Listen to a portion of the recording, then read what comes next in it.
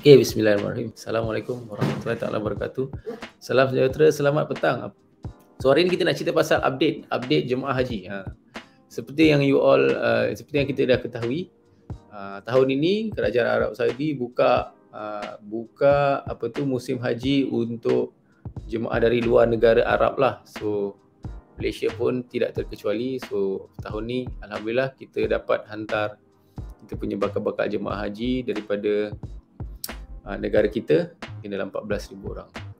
So hopefully kalau katakan anda dipanggil ataupun ada ahli keluarga yang dipanggil untuk pergi menunaikan haji, jangan lepaskan peluang lah, sebab tahun ini tahun yang agak mencabar disebabkan oleh selepas COVID kan, selepas COVID. So ada banyak benda updates lah. Ini yang saya nak cerita ni, update apa yang kena buat. Okey. Sebelum saya teruskan, untuk yang berkenan, nama saya Dr. Wahizat bin Daud dari Klinik Sabah, Kota Kinabalu. Perkaran saya ialah membantu kaum lelaki dewasa dan kanak-kanak untuk bersunat dengan selesa, cepat dan selamat bagi mendapatkan burung yang sihat, bersih dan menjadi idaman wanita. Saya juga ada untuk perubatan keluarga yang bantu pasangan yang masih lagi belum dapat anak untuk membuat pemeriksaan awal kesuburan sebelum saya rujuk untuk berjumpa dengan doktor pakar kesuburan di hospital swasta ataupun hospital kerajaan. Terima kasih Jessica. Selamat petang. Walaupun kita cerita pasal jemaah haji kan, so hopefully Jessica kalau ada kawan-kawan kan yang Muslim, mana tahu yang you dengar dia orang nak kena pergi haji kan, boleh share saya punya ni. Yati Muk, selamat petang, apa khabar? Okey. Terima kasih untuk yang nak bersama-sama. Okey. Ini adalah updates. Ini adalah updates. Apa yang saya kongsikan ni sebenarnya mungkin you boleh dapat daripada tabung haji punya website. Tapi kalau katakan anda masih lagi belum tahu, so ini adalah updates.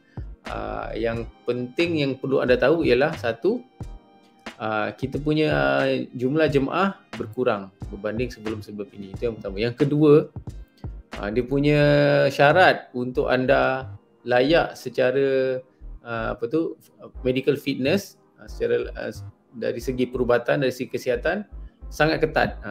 Bukan juga sangat ketat lah, lebih ketat daripada sebelum ini, yang mana kalau anda umur 65 tahun ke atas, ada kemungkinan anda tidak layak untuk pergi menunaikan haji disebabkan oleh faktor-faktor keselamatan dan kesihatan. Okey, saya akan sharekan ini saya akan share dia punya slides lah. Yang bagusnya adalah slide kan, supaya kita boleh tahu apa benda clear. Terima kasih. Siapa ni? Infografik ke? Terima kasih Abdul Muiz kan? Clear. Suka tengok live, terima kasih. Tolong like, tolong love, tolong share. Mana tahu ada kawan-kawan Muiz yang kena pergi haji kan, yang dapat pergi haji panggilan, alhamdulillah. So ini adalah updates yang diorang selalunya akan diberitahu, tetapi mungkin diorang tak tahu. Kita share lah. Okey, yang pertama tengok 14,306 kuota haji untuk jemaah Malaysia. Kalau kita tengok, ini hanya 45% daripada kuota yang biasa diberikan kerajaan Arab Saudi sebelum ini, iaitu 31,000. Kalau ikutkan berapa tu?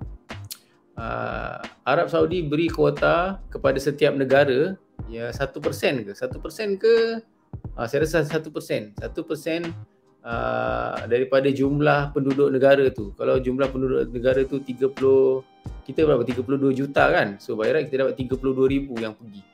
Itu yang sebelum-sebelum ni lah, tapi disebabkan oleh pandemik kan, lepas pandemik 2 tahun kita tak ada haji yang proper, yang ramai punya. Kali ni diorang kecilkan jumlah tu kepada 14,000. Jadi 45% je lah daripada angka yang sebenar. Okey. Jadi oleh itu dia dapat kurangkan hanya 1 juta jemaah haji dari seluruh dunia dibenar mengerjakan haji. Sebelum ni kalau biasa, musim-musim yang biasa sebelum ni, jemaah haji setiap tahun mungkin antara 2 hingga 3 juta. So kali ni dia orang kurangkan 1 juta untuk mengurangkan kesesakan. Tapi memang sesak lah, 1 juta tu memang sesak. Dan bila tengok 85% adalah jemaah luar, lebih tinggi daripada 2019. Sebab sebelum ni tahun 2020 dengan 2021, saya rasa Arab Saudi tak bagi jemaah daripada negara luar untuk datang buat haji. Tapi kali ni dia orang dah buka dan 85% adalah daripada luar. Lebih tinggi daripada 2019 yang pre-pandemic lah. Okey. Next ialah kerajaan akan terus bagi bantuan pembayaran bagi jemaah haji tahun ni. Okey, yang bagusnya, yes, tabung haji akan still sponsor mereka yang menyimpan di dalam tabung haji dan layak, layak dan juga ada cukup tabungan di dalam tabung haji untuk pergi menunaikan haji. Okey. Jadi jemaah diminta Jemaah diminta buat persiapan ilmu rohani dan jasmani. Ilmu ni dari segi itulah dia kena pergi kursus haji kan. Lepas tu daripada segi mental, daripada segi dia punya fizikal. So ini adalah penting untuk pastikan yang diorang ni dapat mengerjakan haji, sebab haji ni satu aktiviti fizikal yang mana mereka ni terpaksa melakukan aktiviti yang bukan biasa dilakukan, dan dalam keadaan yang sangat sesak, dalam keadaan yang sangat panas, dalam keadaan yang tidak selesa. Yang ini adalah memang kita cakap ujian untuk haji ni adalah satu aktiviti yang fizikal untuk dilakukan. Okey. Dan kewangan, dari segi kewangan mesti cukup duit. Sebelum pergi haji ada duit, waktu pergi haji pun kena ada duit, dan selepas dia balik haji pun nak kena duit. Dan waris yang ditinggalkan tu sepatutnya diorang pun ada duit juga. Okey. Next ialah mengambil suntikan meningokokal dan vaksin COVID-19. Yang ini yang penting. Sekiranya anda dah ambil COVID-19 punya vaksin, anda digalakkan, anda memang saya rasa sama ada diwajibkan atau memang sangat-sangat sangat-sangat digalakkan untuk ambil booster COVID-19 sebelum layak untuk diluluskan dari segi kesihatan, sebab anda perlu pergi berjumpa dengan doktor di klinik untuk buat pemeriksaan kesihatan sebelum pergi menunaikan haji. Okey.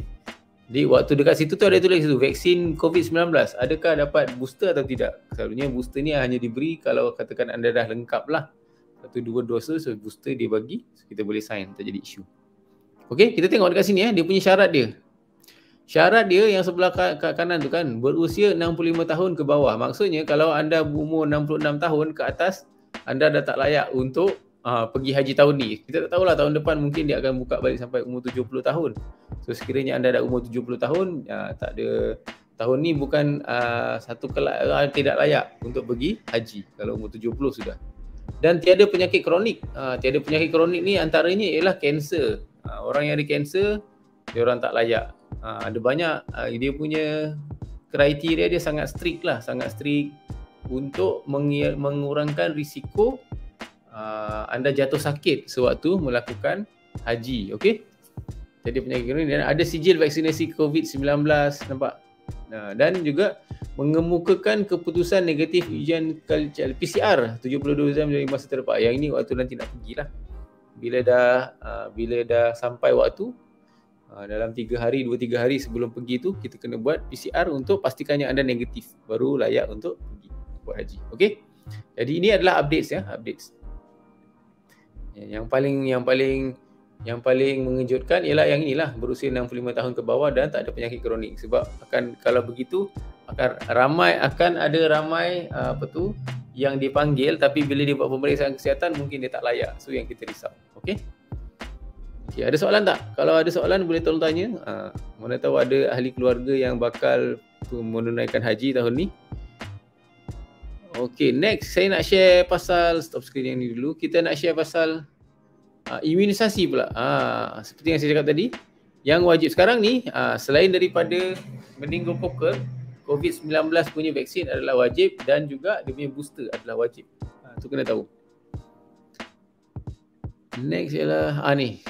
Apakah imunisasi yang kita sangat galakkan? Sangat galakkan yang ini dua lah. Jenis jemaah haji dan umrah. Yang wajib ialah ini, vaksin meningokokal. Meningokokal ni adalah vaksin untuk mengelakkan daripada keradangan otak. Meningokokal meningitis, keradangan otak.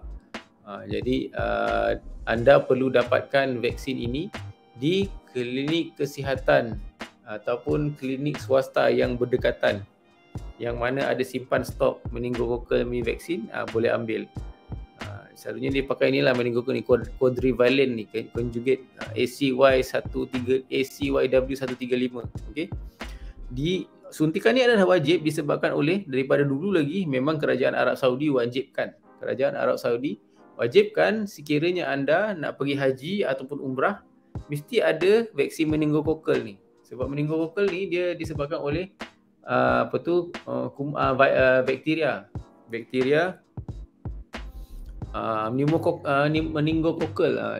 meningokokal yang meningitis ni, yang boleh menyebabkan meningitis ni. Kalau katakan hanya nak pergi haji dan umrah, memang wajib ambil. Arahan pihak berkuasa Arab Saudi, nampak? Kalau tak ada ni, tak ada sijil, tak boleh pergi. Perlu diambil sekurang-kurangnya 2 minggu sebelum pergi ke Tanah Suci lah. Tak kira lah pergi haji ke umrah, tapi yang ini haji, yes, 2 minggu sebelum pergi, 14 hari, 2 minggu sebelum pergi kena ambil. Lepas tu dapat dia akan mengekalkan daya imuniti tubuh selama 2 tahun. Maksudnya, kalau katakan anda dapat vaksin meningokokal ni dalam hari ini, so sekiranya tahun ni anda nak pergi haji dan tahun depan nak pergi umrah pula, anda tak payah ambil lagi meningokokal punya vaksin, sebab dia punya sijil yang anda ambil hari ni valid untuk 2 tahun. Tahan untuk 2 tahun yang meningokokal meningitis ni. Okey? Meningokokal vaksin ya. Meningitis tu dia punya penyakit. Dan boleh dapati secara percuma di hospital klinik kerajaan. Kalau ada lah. Kalau tak, kena pergi klinik swasta kalau nak cepat. Saya tak pasti sebab ramai juga yang daripada klinik kerajaan kan, dia orang suruh datang sini juga, datang klinik swasta untuk dapatkan meningokokal ni. Kalau tak ada di klinik kesihatan kerajaan. Okey, yang ini adalah wajib meningokokal. Tapi kalau yang yang pilihan sendiri, yang kita cakap optional adalah atas pilihan dan dibayar sendiri. Yang pertama ialah vaksin influenza, flu lah, influenza. Terbaik diambil sebulan sebelum berangkat ke Tanah Suci. Selama diambil kecuali mereka allergic terhadap telur, dapat mengekalkan daya imunitas selama setahun. Okey, yang ni flu ni dia cuma tahan setahun. Flu dia tahan setahun.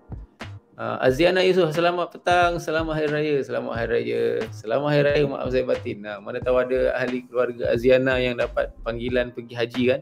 So ini adalah antara perkara yang dia kena tahu. Kalau katakan anda dah ambil meningokokal, itu wajib. Anda ada option pilihan untuk ambil imunisasi influenza pula.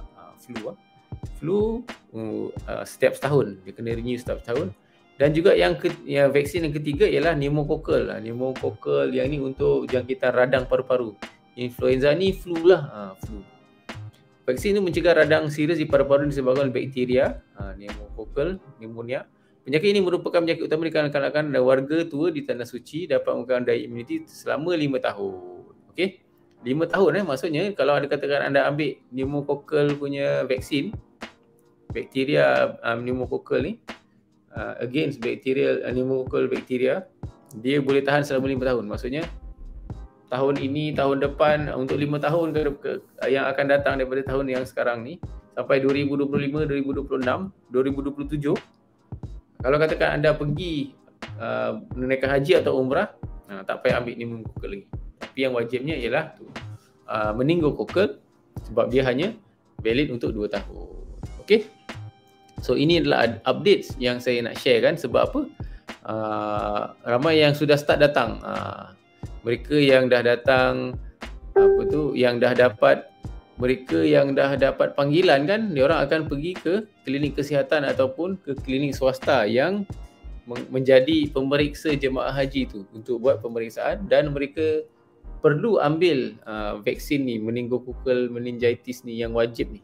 Meningokokal punya vaksin ni yang wajib sebelum diorang layak untuk pergi menunaikan haji pada tahun ini. Okey, hopefully apa yang saya kongsikan bermanfaat. Cuba share. Tolong share, tolong like, tolong love, tolong tag kawan-kawan. Tolong juga like dan follow Klinik Sabah punya FB page. InsyaAllah kita akan sama-sama lagi. Mana tadi? Yang ini ke? Bukan yang ni. Ni lah. So ini adalah kuota terbaru 14,000 sejak yang dapat pergi. 1 juta seluruh dunia yang buat haji. Syarat yang terbaru ialah ni, bawah 65 tahun ke bawah dan tidak ada penyakit kronik dan ada sijil vaksinasi COVID-19. Ini adalah antara perubahan-perubahan yang penambahbaikan dibuat oleh KKM dan Tabung Haji untuk memastikan yang bakal jemaah haji kita ni sihat daripada awal sampai habis diorang pergi menunaikan haji. Okey, thank you very much. Terima kasih. untuk yang bersama-sama dengan saya pada petang ni, hopefully dia memberi sedikit ilmu, sedikit manfaat. Tolong like, tolong love, tolong share kepada bakal haji ni yang patut dapatkan info terbaru macam ni, dan juga like dan follow Klinik Sabah punya page. Sampai sini saja. Assalamualaikum dan selamat petang.